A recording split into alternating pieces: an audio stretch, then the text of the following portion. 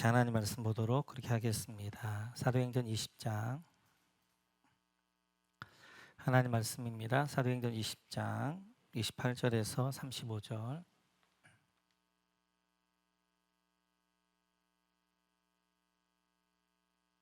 사도행전 20장 28절에 35절 같이 한번 읽습니다. 여러분은 자기를 위하여 또는 온 양떼를 위하여 삼가라. 성령이 그들 가운데 여러분을 감독자로 삼고 하나님이 자기 피로 사신 교회를 보살피게 하셨느니라. 내가 떠난 후에 살아온 이리가 여러분에게 들어와서 그 양떼를 아끼지 아니하며 또한 여러분 중에서도 제자들을 끌어 자기를 따르게 하려고 어그러진 말을 하는 사람들이 일어날 줄을 내가 아노라. 그러므로 여러분이 일깨어 내가 3년이나 밤낮 쉬지 않고 눈물로 각 사람을 훈계하던 것을 기억하라.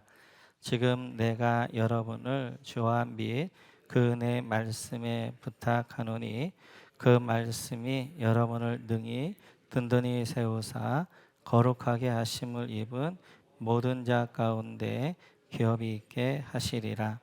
내가 아무의 은이나 금이나 의복을 담하지 아니하였고 여러분이 아는 바와 같이 이 손으로 나와 내 동행들이 쓰는 것을 충당하여 범사에 여러분에게 모범을 보여준 바와 같이 수고하여 약한 사람들을 돕고 또 주 예수께서 친히 말씀하신 바 주는 것이 받는 것보다 복이 있다 하심을 기억하여야 할지니라. 아멘.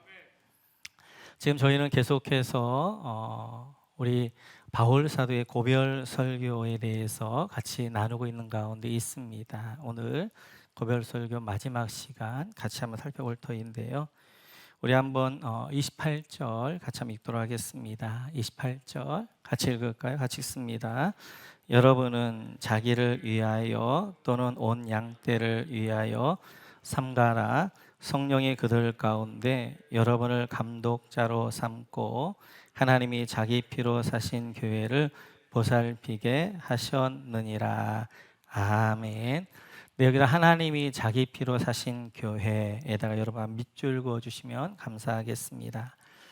오늘 예배소 교회 장로님들에게 이제 마지막 부탁을 하고 있는 내용입니다. 여러분은 감독자로 삼고, 그러니까 성령님이 오늘 예배소 교회 장로님들을 감독자, 장로로 세웠다라고 말씀하게 되어집니다. 우리 교회 안에 리더들, 목사나 우리 장로님이나 우리 목자님들 하나님이 성령님이 세우셨습니다. 성령님이 세우셔서 우리 하시게 한 일은 하나님이 자기 피로 사신 교회를 보살피게 하기 위하여서 세웠다라고 말씀하게 되어집니다. 그래서 여기서 하나님이 자기 피로 사신 교회에 더 좀 이야기하면 교인들을 이야기하지요. 그래서 교회 리더들, 우리 목사나 장로님이나 목자님들이 해야 되는 일은 하나님이 자기 피로 사신 교회, 교인들을 잘 보살피는 일을 해야 되는 것들을 볼 수 있습니다. 그럼 어떻게 보살필 것인가? 29, 30절에서 이렇게 말씀하는데요. 같이 한번 읽습니다. 같이 시작. 내가 떠난 후에 살아온 이리가 여러분에게 들어와서 그 양떼를 아끼지 아니하며 또한 여러분 중에서도 제자들을 끌어 자기를 따르게 하려고 어그러진 말을 하는 사람들이 일어날 줄을 내가 아노라. 바울 사도 이제 교회를 보살펴야 되는 장로님들이 부탁하기를 살아온 이리가 들어올 것이다. 교회에. 그래서 살아온 이리들이 양떼를 아끼지 아니할 터인데 바로 교회를 보살핀다는 것은 이제 양떼들 보살피는 것이다. 이 사나운 일이라는 것은 이단을 이야기하게 되어지고요. 거짓 교사들을 이야기합니다. 사단은 이단으로 거짓 교사들을 통하여서 하나님의 양떼들을 아끼지 아니하고 무너뜨리려고 하게 되어져요. 그래서 교회 리더들, 목사나 장로님이나 아니면 목자님들 해야 될 가장 중요한 일은 바로 사나운 이리로부터 이제 양떼들을 찢고 삼키기 위한 이 이단과 거짓 교사들로부터 교인들을 보살피는 이 일을 해야 된다라고 말씀하게 되어집니다. 오늘 바울 사도는 교회에 대해서 이렇게 정의하는데요. 하나님이 자기 피로 사신 교회라고 정의하고 있습니다. 우리 예수님께서 피로 사신 것이 있는데요. 같이 한번 우리 마태복음을 보도록 그렇게 하겠습니다. 같이 읽습니다. 시작. 그때 예수를 판 유다가 그의 정죄됨을 보고 스스로 뉘우쳐 그 은 30을 대장들과 장로들에게 도로 갖다 주며 이르되 내가 무죄한 피를 팔고 죄를 범하였도다 하니 그들이 이르되 그것이 우리에게 무슨 상관이냐 네가 당하라 하거늘 유다가 은을 성소에 던져 넣고 물러가서 스스로 목매어 죽은지라 대제사장들이 그 은을 거두며 이르되 이것은 핏값이라 성전고에 넣어둠이 옳지 않다 하고 의논한 후 이것으로 토기장의 밭을 사서 나그네의 묘지를 삼았으니 그러므로 오늘날까지 그 밭을 피밭이라 일컫느니라. 우리 예수님 이제 가룟 유다가 예수님을 은 30에 팝니다. 그리고 예수님이 고통당함을 보면서 가다 후회하고 뉘우치게 되어져요. 그리고 대제사장들이 찾아와서 이야기합니다. 이 계약 없던 걸로 합시다. 그리고 은 30을 돌려주려고 하게 되어져요. 그러자 대제사장들이 그럴 수 없다 하게 되어지니까 가룟 유다는 그 은 30을 성전에 버려두고 목매달아 죽게 되어집니다.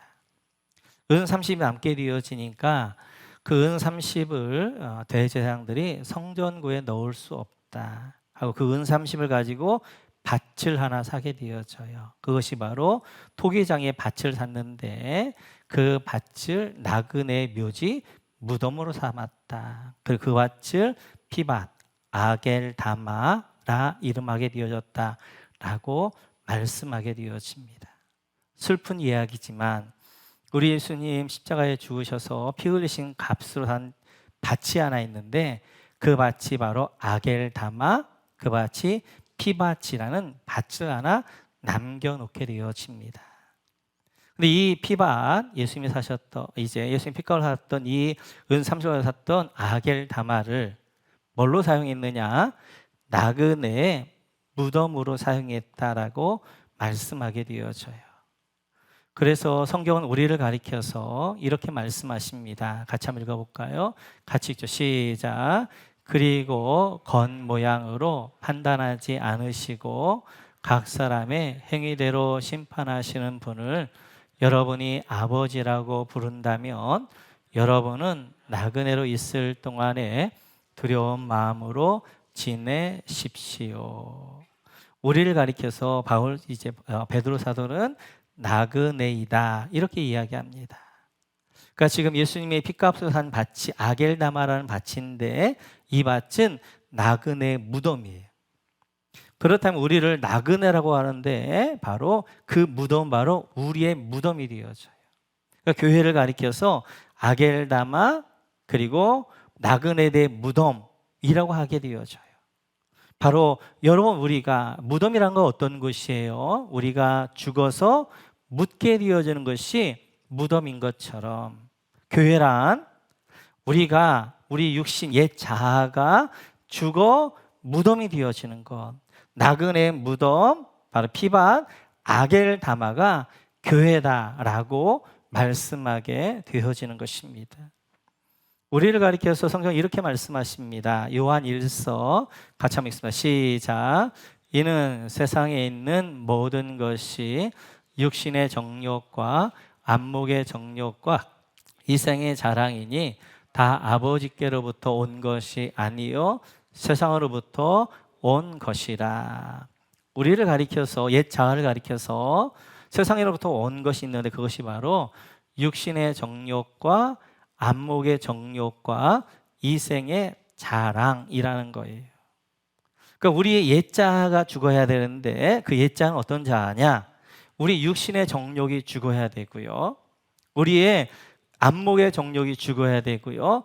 이 생의 자랑이 죽어야 되는 곳, 우리 나그네 되어진 우리의 죽어야 되는 것이 바로 교회다라고 말씀하게 되어져요. 교회는 예배할 때 이 예배는 뭐냐면 나그네들의 무덤이 되어지는 거예요. 우리 옛자, 우리 육신, 세상의 이제 안목의 육신의 장욕, 안목의 정욕, 이생의 자랑이라는 우리의 옛자가 무덤이 되어지는 곳, 묻히는 곳이 바로 교회가 되어지고 그것이 예배가 되어진다라고 말씀하게 되어져요.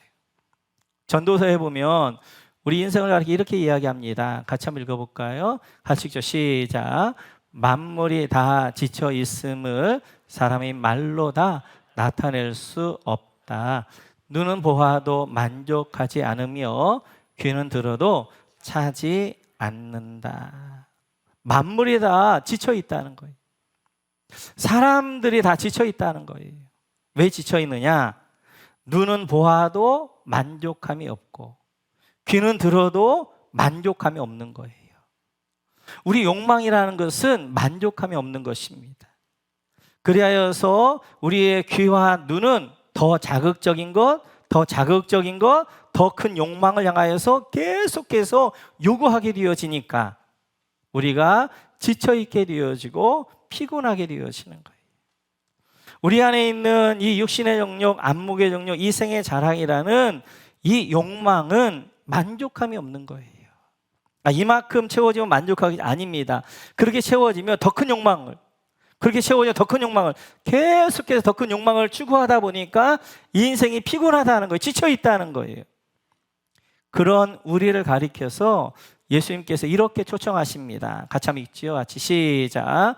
수고하고 무거운 짐진 자들아 다 내게로 오라. 내가 너희를 쉬게 하리라. 나는 마음이 온유하고 겸손하니 나의 멍에를 메고 내게 배우라. 그리하면 너희 마음이 쉼을 얻으리니. 수고하고 무거운 짐진 자. 우리 모두는 수고하고 무거운 짐을 지고 있는 거예요. 세상에 너무나 지쳐 있는 거예요. 세상으로 너무나 피곤해 있는 거예요. 세상으로부터 지치고 피곤한 내 안에 있는 욕망을 추구하기 위해서 계속해서 그 욕망을 따라가다 보니까 그 욕망이 채워지지 않게 되어지니까 피곤하고 지쳐있는 우리를 향하여서 우리 예수님 초청하십니다. 수고하고 무거운 짐진 자들아, 너희의 세상적 욕망으로 인해서 지쳐있는 너희들아, 내게로 와라. 내가 너희를 쉬게 할 것이다. 근데 쉬게 하는데 어떻게 쉬게 하느냐 보니까 나의 멍에를 메고 내게 배우라. 우리가 쉬는데 언제 우리의 쉼이 있느냐? 바로 예수님의 멍에를 맬 때 쉼이 있다는 거예요. 예수님의 멍에라는 게 뭐예요? 십자가잖아요. 십자가를 지고 예수님 앞에 나올 때 우리 안에 참된 안식과 쉼이 있다는 것입니다. 십자가를 진다는 건 뭐예요? 내 옛자가 십자가에 죽는 것입니다. 나의 육신의 정욕이 십자가에 죽는 것이고 나의 안목의 정욕이 십자가에 죽는 것이고 나의 이생의 자랑이 십자가에 죽는 거예요. 그렇게 내가 십자가에 나를 죽을 때 예수님의 멍에를 맬 때 내 안에 참된 쉼과 안식이 있다는 거예요. 우리 안에 왜 쉼이 없고 왜 지쳐 있느냐? 끝없는 욕망을 추구하다 보니까 그 욕망 때문에 지쳐있게 되어지고 그 욕망을 이 때문에 우리가 피곤해 있는 우리를 향하여서 너희를 내게로 와라. 너희가 쉼을 얻을 수 있는 길은 내가 십자가에 죽는 거야. 옛자가 죽는 거야. 내 안에 있는 욕망, 육신의 정욕, 안목의 정욕, 이생의 자랑이 십자가에 죽는 거야. 그래서 교회는 나그네들의 무덤이 되어지는 것이고 우리 옛자를 십자가에 죽는 것이 바로 이제 교회가 되어져. 예배란 나의 옛자가 죽는 것, 그것이 바로 예배가 되어진다는 거예요.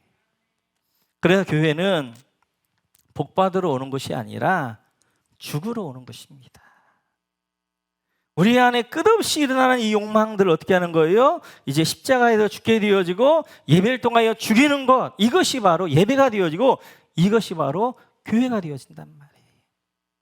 그래서 히브리서 4장을 보면 이렇게 말씀하십니다. 같이 한번 읽도록 하겠습니다. 시작. 하나님의 말씀은 살아있고 활력이 있어 좌우의 날선 어떤 검보다도 예리하여 혼과 영과 관절과 골수를 찔러 쪼개기까지 하며 또 마음의 생각과 뜻을 판단하나니. 아멘. 예배란 수술한 시간이라는 거예요. 성령님이 하나님 말씀으로 우리 영을, 우리 혼을, 우리 육을, 관절과 골수, 우리 생각과 마음을 찔러 그 안에 있는 내 안에 있는 육신의 정욕, 안목의 정욕, 이생의 자랑을 골라내어 그것을 없애고 죽이는 것, 이것이 바로 예배라는 거예요. 그 하나님 말씀이 선포될 때마다 내 안에 부딪힙니다. 육신의 정욕이 드러나게 되어지고 안목의 정욕이 드러나게 되고 이생의 자랑이 드러나게 되고 네 안에 욕망들이 드러나게 되어지는 거예요. 그 욕망들을 어떻게 하는 거예요? 십자가에 죽이는 시간. 그래, 나그네들의 무대, 무검, 바로 아겔다마가 되어지는 것이 예배가 되어 교회가 되어지는 거예요. 이 예배 동안에, 그리고 이제 교회 안에서 바로 나의 욕망도 십자가에 죽게 되어지고, 그리고 내 안에 무덤, 옛자가 묻게 되어지는 것이 바로 예배. 그래서 그리스도의 피로 사신 교회, 그리스도의 피로 사신 밭, 아겔다마가 교회란 말이에요. 이렇듯이 교회는 나의 옛자, 욕망에 붙잡혀 있는 옛자, 내 육신이 십자가에 죽어서 무덤 되어지는 것이고 부활을 경험하는 것이, 내 안에 이제 하늘 소망으로 부활하게 되어지고 부활 소망으로 부활하게 되어 이제는 세상이 아니라 하늘을 바라보며 내 안에 하늘신 안식과 위로와 힘 가운데 살아가는 것이 바로 교회가 되어진다라고 말씀하게 되어집니다. 우리 목원 교회는 바로 나그네들의 무덤, 아겔다마, 예수님의 피로 사신 밭이 되어져 예배할 때마다 이곳에서 내 옛자들, 육신의 영역, 안목의 영역, 이생의 자랑에 죽고 묻고 내 안에 부활의 소망, 하늘의 소망으로 다시 태어나 하늘 영광 가운데 나아가는 여러분 모두가 되시기를 주님의 이름으로 축원합니다. 계속해서 바울 사도는 이렇게 이제 부탁하고 있습니다. 제가 강대상 없이 하는 이유는 여러분과 함께 아이 컨택을 하겠다는 거예요. 그런데 저를 안 보고 어문대 보고 계신 분들이 있어요. 저를 보셔야 됩니다. 저 눈알 눈을 마주치셔야 돼요. 네, 33절부터 보도록 하겠습니다. 같이 읽죠. 시작. 내가 아무의 은이나 금이나 의복을 탐하지 아니하였고 여러분이 아는 바와 같이 이 손으로 나와 내 동행들이 쓰는 것을 충당하여 범사에 여러분에게 모범을 보여준 바와 같이 수고하여 약한 사람들을 돕고 또 주 예수께서 친히 말씀하신 바 주는 것이 받는 것보다 복이 있다 하심을 기억하여야 할지니라. 아멘. 35절에 보면 모본을 보여준 바와 같이, 여기다가 여러분 밑줄을 그어주세요. 뿐만 아니라 두 줄 내려가 보면 빨간 글씨로 주는 것이 받는 것보다 복이 있다, 여기다 밑줄 그어주세요. 오늘 바울 사도는 이야기합니다. 아무의 은이나 금이나 의복을 탐하지 아니했고 우리가 선교할 때 이 손으로 나와 내 동행에 쓸 것을 충당했다. 바울 사도는 자비랑 선교를 했어요. 오늘 내가 자비랑 선교를 했다, 이렇게 이제 이야기하고 있는 것입니다. 그리고 왜 자비랑 선교를 했는가? 그것은 35절에 보니까 여러분에게 모범을 보여주기 위해서. 어떤 모범을? 주님이 말씀하신 말씀의 모범. 주님이 뭐라고 말씀하셨어요? 주는 것이 받는 것보다 복이 있다 하신 이 말씀을 순종하기 위하여서 이렇게 했다는 것입니다. 우리 주님 말씀하십니다. 주는 것이 받는 것보다 복이 있다 말씀하셨을 뿐만 아니라 그 말씀을 직접 행하셨어요. 그래서 예수님은 자기의 모든 것을 주셨어요. 피를 다 흘려주셨고 그리고 십자가에서 목숨까지, 생명까지 우리를 위하여 주셨습니다. 오늘 이제 예수님 말씀하시기를 주는 것이 받는 것보다 복되다, 이렇게 이야기해요. 우리 기독교는 주는 게 복이라고 이야기합니다. 근데 세상은 받는 게 복이다 이야기하는 거예요. 우리 기독교는 많이 흘려보내는 게 복인데 세상은 많이 내가 받고 내가 가지고 누리는 게 복이라고 이야기하게 되어지는 거예요. 그러면 왜 세상은 받는 게 복이라고 이야기하고 왜 기독교는 주는 게 복이라고 이야기하고 있느냐? 그것은 세상과 기독교의 복의 개념이 달라요. 우리 기독교에서 복은 블레싱이라고 이야기합니다. 하나님 주신 축복. 세상에서의 복은 해피니스, 행복이 복이라고 이야기하게 되어져요. 그래서 세상이 추구하는 것은 행복을 쫓아갑니다. 근데 우리 기독교는 블레싱, 하나님의 축복을 얻기 위하여 나가는 것이 바로 우리 기독교가 되어져요. 이 두 단어가 온 어원이 다릅니다.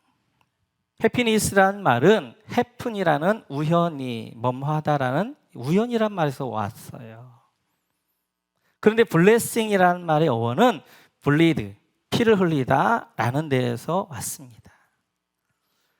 그러니까 세상의 해피니스, 행복이라는 것은 해픈, 우연하게 해프닝, 사건이 벌어질 때 그때 행복할 거예요. 그리스도인의 복이라는 것은 블레싱, 바로 예수님이 블리드, 피를 흘리셔서 희생과 섬김을 통해 우리에게 흘려보내 주신 것, 이것이 바로 블레싱, 복이 되어지는 거예요. 세상과 기독교의 복의 개념이 다릅니다. 추구하는 게 다르게 되어지고요. 세상은 해피니스, 행복을 쫓아가지만 그러나 우리 기독교는 블레싱, 하나님의 복, 축복을 쫓아가게, 그것을 구하게 되어지는 거예요. 우리가 지난주에 살펴봤던 것처럼 해밍웨이에 이제 노인과 바다에서 산티아고가 바다에 나가서 낚시를 던집니다. 그런데 그렇게 낚시를 84일 동안 던졌지만 이제 한 마리도 잡히지 않았죠. 85일째 던졌는데 우연히 사건이 하나 벌어진 거예요. 해프닝이 하나 벌어지는 거예요. 그것이 뭐예요? 청새치가 잡히는 거란 말이에요. 그 청새치 잡히니까 이 노인은, 산티아고는 행복한 거예요. 그래 그 행복한 마음을 안고 그 청새치를 배 옆에다 달고 오는데 그 행복은 영원하지 않는 거지요. 오는 동안 상아떼가 몰려와서 그 청새치를 다 갉아먹게 되어지고 육지에 와보니까 뼈밖에 안 남은 거예요. 우연하게 어떤 이제 해프닝이 일어나서 내 안에 행복을 내가 느낄 수는 있지만 그것이 영원하냐? 그렇지 않다는 거예요. 온갖 세상 것들로 다 찢겨가지고 남는 것은 뼈다귀밖에 없이 허무만 남게 되어지더라 하는 거예요. 그러나 하나님이 주시는 블레싱, 우리의 블리드, 피를 흘려서 우리에게 주셨던 이 하나님의 복은 마치도 베드로가 그물을 내린 것 같다는 거지. 베드로가 그물을 내렸는데 거기에 153마리가 잡혀요. 근데 중요한 것은 그 그물이 찢어지지 아니했다는 거죠. 하나님이 주신 복, 블레싱은 하나님 주신 것이기 때문에 하나님이 책임져 주시는 거예요. 보호하시는 거예요. 그대로 우리 안에 이제 내 안에 평안함으로, 내 안에 축복으로 남게 되어지는 것입니다. 오늘 예수님은 주는 것이 받는 것보다 복이 있다라고 말씀하게 되어져요. 왜냐하면 하나님의 복은 블레싱이니까. 하나님, 예수님이 피를 흘려서 우리에게 주신 것이 복이니까 그 복을 받아 우리는 어떻게 하는 거예요? 흘려보내게 하는 거예요. 이제 다른 사람에게 이제 흘려가게 하는 걸 주는 거예요. 그럴 때 참된 만족감이 있게 되어지고 참된 기쁨을 얻도록 그렇게 하나님이 창조하셨어요. 우리는 어찌하든지 하나님의 블레싱 받아야 되는 거예요. 하나님의 축복을 받아야 하는 거예요. 하나님의 은혜를 받아야 되는 거예요. 그 은혜와 축복을 내 안에 머물러 있게 하는 것이 아니라 흘러가게 해야 된단 말이에요. 은혜가 흘러가는 삶, 말씀이 흘러가는 삶, 복음의 진리가 흘러가는 삶, 하나 구원이 흘러가게 하는 삶을 살아갈 때 복된 인생이 되어지는 것이고 그때 하나님이 우리에게 주신 은혜를 경험하게 되어지는 것입니다. 우리 모두 기억하면서 오늘 주님 말씀하신 것처럼 주는 것이 받는 것보다 복되다 라고 고백하며 그렇게 사는 여러분 모두가 되시기를 주님의 이름으로 축원합니다. 오늘 우리 몇 시간에 걸쳐서 바울 사도의 고별 설교, 에베소 교회 장로님들에게 마지막 한 유언 설교를 같이 한번 살펴보았습니다. 그 내용에는 바울 사도의 사역 자세가 어떠했는가, 겸손과 눈물과 인내로 사역했다.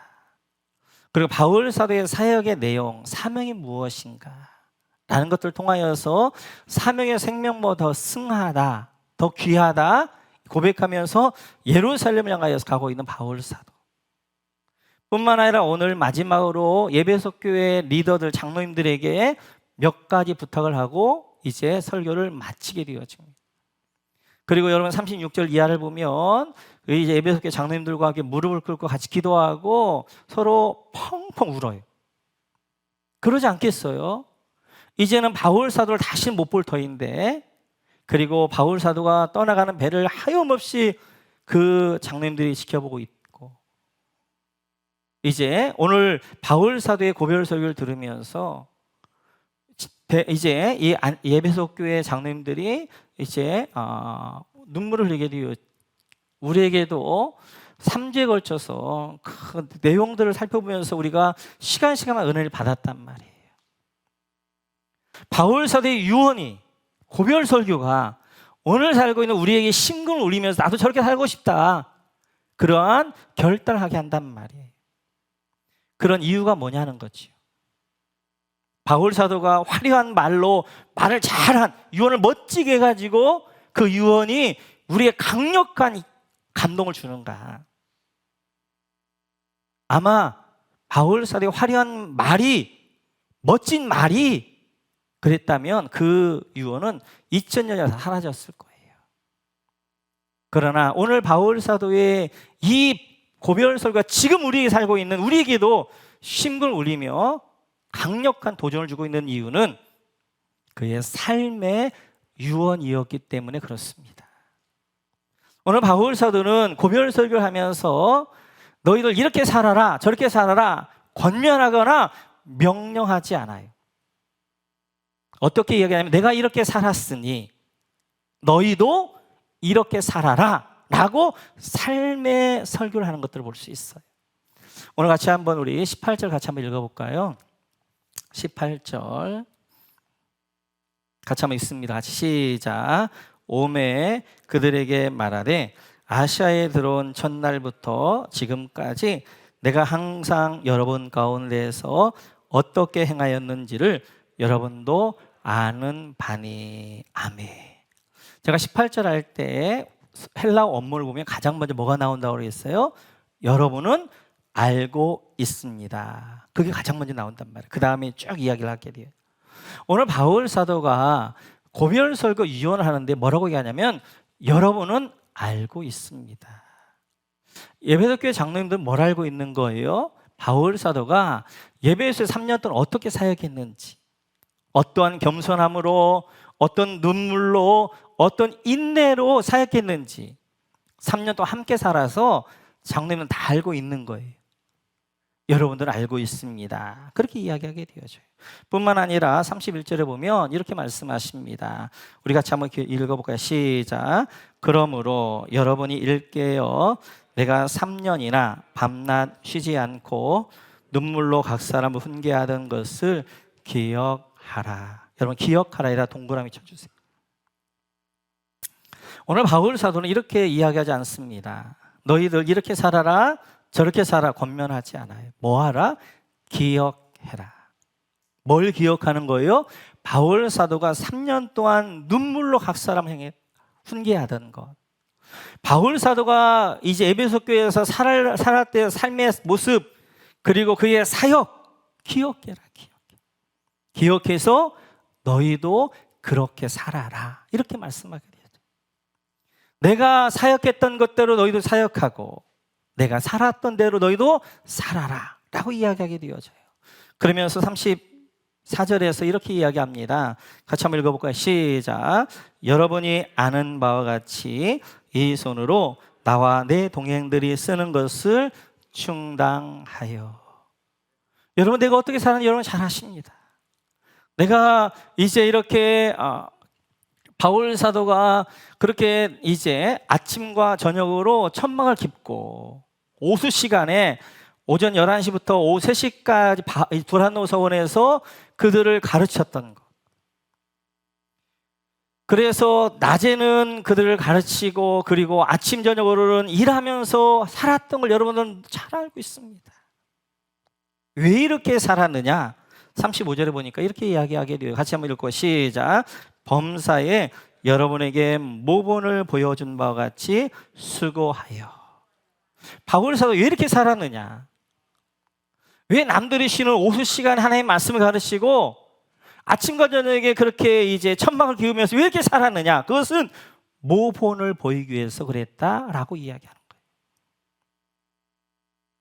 내가 여러분들을 3년 동안 사역하면서 했던 그 사역 기억하시고 내가 살았던 삶 기억하시고 여러분들이 그대로 사역하고 그대로 살으십시오. 이렇게 고별 설교를 하고 있는 것입니다. 우리는 언젠가 모두가 다 유언할 때가 있어요. 조사를 해봤더니 통계적으로 사망률이 몇 프로인가 통계를 해봤더니 100%래요. 사망률은 100%죠. 다 죽지요. 모두가 다 유언을 해요. 고별 설교를 할 거예요, 자녀들에게. 그때 우리가 자녀들에게 남겨진 사람들에게 어떻게 유언할 것인가 하는 거예요. 자녀들아, 나는 이렇게 살고 싶었지만 이렇게 못 살았다.